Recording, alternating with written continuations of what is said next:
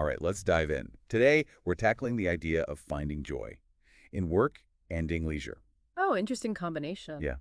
And to guide us, we've got Mihaly Csikszentmihalyi's Good Business. You know, the flow guy. Oh, yeah, fascinating work. So, where do we even begin with finding joy in, well, everything? Well, Csikszentmihalyi throws us a bit of a curveball right off the bat. He says people report more flow experiences at work than in their free time. I can see that. Getting absorbed in a project. Exactly. But here's the kicker. They'd still rather be doing something else while working. So we're hitting that flow state, but wishing we were elsewhere. That's a bit of a paradox, isn't it? Totally. And it really highlights how we view work. It's like we're conditioned to see it as a burden, an obligation, Yeah. not something to actually enjoy. Like it's ingrained in us, right? Work equals have to, not want to. Csikszentmihalyi uses this great example of assembly line workers. They actually experienced more flow at work, but still daydreamed about being somewhere else. You know, it makes you wonder, why do we discount those positive experiences at work so easily? It's almost like we're afraid to admit we enjoy it. Like Yeah. it's somehow wrong to find fulfillment in our jobs. But Csikszentmihalyi challenges that. He says finding enjoyment, that sense of flow, comes down to the balance of challenge and skill in A&A activity. So it's not just about the activity itself, but about how our skills match up to what it demands.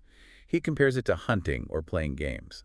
Do you see that connection? Oh, absolutely. Think about the thrill of figuring out a puzzle or the focus a surgeon needs during a complex operation. And he talks about Navajo youths finding joy in herding sheep. It's that aligning your abilities with the task at hand. And when those things click, that's where the magic happens, right? That's where the flow kicks in. It makes you think about what activities naturally put you in a flow state, but can we actually choose to cultivate that feeling, or does it just sort of happen? Well, that's where Csikszentmihalyi gets really practical. He lays out two ways to boost our quality of life through work. The first one is actually redesigning jobs to be more like flow activities. So like making our work more like a game, or like those examples of surgery, hunting, even weaving. Yeah, exactly. It's about bringing in those elements of challenge, skill, and clear goals into what we do every day. That makes sense. But what about those of us who can't just overhaul our entire jobs? What's the other option? That's where the autotelic personality comes in. It's about finding enjoyment in the process itself, regardless of external rewards. So, like intrinsic motivation, finding satisfaction in the doing, not just the achieving. Yes. He tells this great story about Joe, a welder. This guy found flow in a job most people would consider, well, pretty mundane. It's a powerful reminder that we have a choice in how we approach our work. But how do we apply that to our own lives? If your job isn't inherently exciting, how do you find those pockets of flow? It starts with intention. Being mindful of how we approach even the smallest tasks. Identify the parts we find even slightly enjoyable or challenging, and then try to amplify those elements. So maybe setting mini goals, getting creative with problem solving, even changing your workspace to help you focus. Little tweaks can make a big difference, Yeah. but Csikszentmihalyi doesn't stop at work. He delves into leisure, too, and how, left unchecked, our minds can wander into some pretty negative territory. Oh yeah, that tendency to overthink, worry. He contrasts those passive distractions like TV or relying on substances with active, flow-inducing activities. It's like he's saying we need to be proactive about filling our leisure time with things that truly engage us, not just numb us. And he's got this hilarious anecdote about a solo sailor who, out of sheer boredom, entertained himself by smashing rotten eggs on his boat. Okay, that's a new one. It's funny, but it makes you think, right? Even in solitude, we have the power to shape our experience. Instead of letting our minds spiral, we can choose to engage. So how do you deal with solitude, boredom, or a chance to reflect and grow? It's a bit of both, honestly. Hmm. But I've found that when I intentionally do things I love in those moments, writing, reading, taking walks, solitude becomes something positive. There you go. It seems whether we're talking work or leisure, it boils down to choice. We choose how we approach our experiences, even when it's just us and our thoughts. Right. But life isn't just about individual pursuits. There's the whole realm of relationships with family and friends. Those could be a source of incredible joy, but also a lot of pain. Absolutely. And Csikszentmihalyi tackles that too. He says relationships, like work, require an investment of what he calls psychic energy. So being present, attentive, making a conscious effort to connect. Exactly. It's about aligning goals, creating shared experiences. He tells this amazing story about a 12-year-old boy who got his stolen watch back, not through force, but by engaging with his robbers, respectfully, trying to find a solution together. Wow, that's powerful. So even in a situation that seems adversarial, there's potential for connection and positive change if Yeah. we choose to approach it that way. It really emphasizes the transformative power of perspective. It's not just about the relationship itself, but how we choose to engage with it. And are we willing to see things from the other person's point of view? And that all ties back to Csikszentmihalyi's big idea, the autotelic personality. He says certain personality traits can help us navigate those challenges and find joy even in the everyday. Okay, let's unpack that. What exactly makes an autotelic personality? Well, he points to several key characteristics, like self-assurance, being more focused on the world than yourself, being open to new solutions, and finding enjoyment in the present moment. He uses some really fascinating examples. The resilient paraplegic finding purpose in archery, the focused rock climber, even Charles Lindbergh, the pioneering aviator. It's a diverse group, but they all share that ability to find flow and meaning in what they do. And Csikszentmihalyi suggests that we can cultivate those traits in ourselves, becoming more resilient, finding more joy in the everyday moments of our lives. So it's not like some people are just born autotelic. It's a set of skills and perspectives we can develop over time. That's the beauty of it. I love that. So far, we've touched on flow in work, in solitude, and in our relationships. But Csikszentmihalyi takes it a step further. He challenges us to think about how we find meaning in life as a whole. Right. He argues that we can create a sense of purpose that connects all the individual flow activities in our lives, leading to a more unified and meaningful existence. That's where things get really intriguing. We're not just talking about enjoying specific activities, but finding a deeper meaning that ties it all together. Exactly. And that's what we'll dive into next. So we've established we can create meaning, but how? That feels huge. It's a big question, right? But Csikszentmihalyi says meaning isn't something we just stumble upon. It's something we build. Through choices, actions, how we connect to all the parts of our Like lives. weaving it all together almost. Exactly. And he breaks this idea of creating meaning down into three parts. First, finding an overarching purpose, that driving force behind what we do. Like a compass pointing you in the right direction. Yeah, that North Star that gives everything significance. And he emphasizes this purpose, it's got to be personal. Right. It could be religious, artistic, social justice, even just deep connections with family. He brings up those contrasting examples again, Napoleon and Mother Teresa.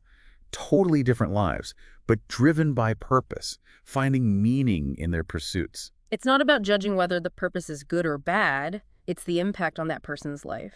But finding that purpose is just the first step, right? What's next? Action. He calls it resolution, moving from intention to actually doing something.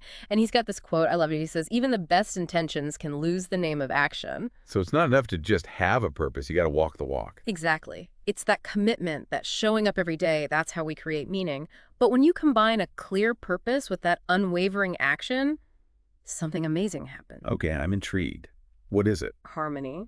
Harmony. So our thoughts, feelings, actions, all in sync, that sense of peace and purpose. Yeah, he calls it getting your head together. No wasted energy on doubts or fear. It's all channeled towards that meaningful action. Okay, I love that image. But how do we actually get there? Purpose, resolution, harmony. That's a lot to cultivate. Well, Csikszentmihalyi suggests two paths, both equally valid. He calls them via activa, the path of action, and via contemplativa, the path of reflection. Okay, two roads leading to the same destination. Tell me about this via activa. Sounds kind of tense. It is. It's about immersing yourself in challenging activities, finding that flow state through engaging with the world. Leaders, entrepreneurs, artists, he uses those examples, they find their purpose by really going after their goals. So sometimes the best way to figure out what you want is to just dive in and do something. Exactly. But there's a caveat. We got to be careful not to get us so fixated on achievements that we neglect other important parts of life, relationships, health, our inner selves. It's like the classic story of success at all costs and then realizing you've lost what truly matters. Right. And that's where the via contemplativa comes in, the path of reflection. It's all about looking inward, honestly assessing your values, your goals. Are you living in alignment with who you truly are? And that self-reflection can take a lot of forms, right? Meditation, journaling, even just quiet time in nature to think. Absolutely. It's about making that conscious effort to understand yourself better.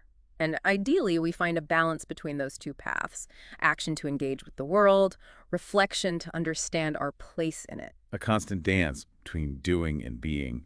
And this journey of finding meaning, it's not about reaching some endpoint, is it? Nope.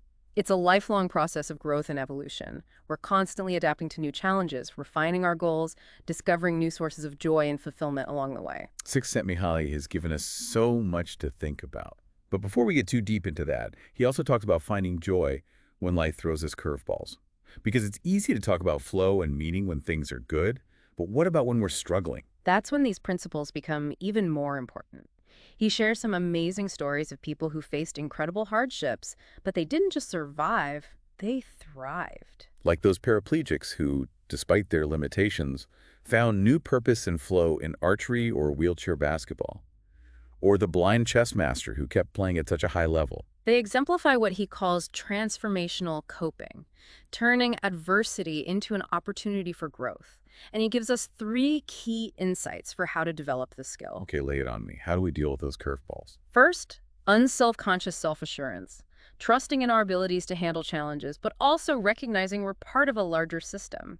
Like a pilot facing a storm, a good pilot doesn't try to force the plane, they work with the elements. So finding that balance between acceptance and action, knowing when to push and when to adapt. Exactly. Second, he says, focus your attention on the world around you. Don't get trapped in your head. Cultivate curiosity, even when things are tough.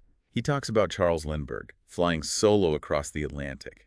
In that high-pressure situation, he found peace by becoming intensely aware of everything in the cockpit. It's about grounding ourselves in the present moment, even when our minds are racing. And the third key. Be open to new solutions. Adapt your goals, your strategies when you hit obstacles.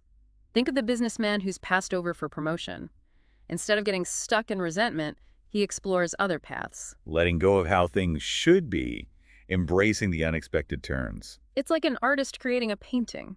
A true artist doesn't cling to a rigid plan. They let the work evolve. Embracing the creative process, even when it leads us in new directions. And Csikszentmihalyi says this mindset helps us find growth and joy in tough situations. It's the core of the autotelic personality, turning potentially negative experiences into flow. So how do we actually build this autotelic personality? What can we do? He outlines 4 key practices. First, get good at setting goals, big any small, making conscious choices about how we spend our time. Taking ownership instead of just reacting to whatever life throws at us. Exactly. Then, once you've got a goal, the second practice is immersing yourself in the activity, putting your energy and attention into the process. So finding that sweet spot between challenge and skill. Yeah. Third practice is paying attention to what's happening around you and you within yourself. Being present, noticing feedback, adjusting as you go. Like a dancer, constantly adapting to the music and their partner. Beautifully put. And finally, maybe the most important practice of all, learn to enjoy the immediate experience. That one resonates with me. Finding joy in those small moments we often overlook. Savoring a cup of coffee, appreciating nature, that satisfaction of job well done. It's about training ourselves to find pleasure in the journey, not just the destination. When we cultivate those 4 practices, we build that autotelic personality, a self that's driven, resilient, capable of finding joy even in the face of adversity. It's like building that internal compass, pointing us towards meaning and fulfillment no matter what. That's a great analogy. But Csikszentmihalyi acknowledges even with a well-developed autotelic personality, there can still be something missing. Okay, what is it? That overarching meaning, the unifying purpose that connects all the individual flow activities. It's like finding the thread that weaves the whole tapestry together. It's the big question, isn't it? What is the meaning of life? And that's where we'll go next. Yeah. So the meaning of life, huh? Big topic. It is a big one. But Csikszentmihalyi gives us a way to approach it. Instead of searching for meaning like it's hidden somewhere out there, he says we can create it. Oh, I like that. It puts us back in the driver's seat. Right. It's about making choices that align with our values. And from those choices, we build a life of purpose. Makes it less daunting, right? Like it's an active process, not a passive search. Exactly. And remember those 3 parts we talked about for creating meaning. Oh yeah, that framework. Let's break it down. So first, we need that overarching purpose, that driving force, that North Star guiding our choices and actions. That this is why I'm doing what I'm doing, feeling. Exactly. And again, It's got to be personal. Could be religious, artistic, social justice, even a deep connection to family and community. Right. He uses Napoleon and Mother Teresa as examples again, showing us that it's not about judging the purpose itself, but the impact it has on the person. But finding that purpose is just the beginning, isn't it? Okay, so what comes next? Resolution. Hmm. It's about moving from wanting to do something to actually doing it. That quote comes to mind again about how even the best intentions can lose the name of action. So less talk, more action. You got it. It's that commitment, the showing up day after day that really solidifies the meaning we're trying to create. It's easy to get excited about a goal at first, but it's the dedication that matters. Okay, so we've got purpose, we're taking action. What's the third piece? This is where it all comes together. Combine that clear purpose with unwavering action, and you get harmony. Ah, there it is. That feeling of alignment where our thoughts, feelings, and actions are all in sync. He describes it as getting your head together, all your energy focused on meaningful action. I love that visual, everything working together. But how do we actually cultivate that harmony, the purpose, the resolution? It seems like a lifelong process. And it is. But remember those two paths we talked about, via activa and via contemplativa. Those can help. Right, the paths of action and reflection. Tell me more about that action path, the via activa. It's about diving into challenging activities, finding that flow state through actually engaging with the world, like those leaders, entrepreneurs, artists. They found purpose by pursuing their goals relentlessly. Sometimes taking action can quiet those internal doubts better than anything else. So sometimes the best way to find out what you want is to just do something. Exactly. But, and this is important, we can't get so caught up in external achievements that we lose sight of what truly matters. Relationships, health, taking care of ourselves. It's like that saying, don't work so hard making a living that you forget to make a life. That's a good one. And that's where via contemplativa comes in, that path of reflection. Looking inward. Are your goals actually your goals? Are you living in alignment with your values? That self-reflection can take a lot of forms, right? Meditation, journaling, having those deep conversations with friends, spending time in nature. Whatever helps you connect with yourself. And finding a balance between those two paths is key. Action to engage with the world, reflection to understand your place within it. A constant dance between doing and being. And this journey of finding meaning, it's not about reaching some final destination, is it? Not at all. It's a lifelong process. We're always growing, changing, adapting to new challenges, discovering new sources of joy and fulfillment as we go. This has been an amazing exploration of Csikszentmihalyi's work. He's given us so much to think about, a framework, a set of tools, a way to really take control of our lives. He's shown us we can find flow in both work and leisure and create meaning, even when the world feels chaotic. It's inspiring and empowering. Any final thoughts for our listeners today? Remember, the power to create a meaningful life is within you. It's not about finding one right answer, but about embarking on the journey, engaging with the world, making choices that resonate with your values. That's where the real magic happens. Beautifully said. Thank you for joining us on this deep dive. We hope you found it insightful, and we'll see you next time for more explorations into the human experience.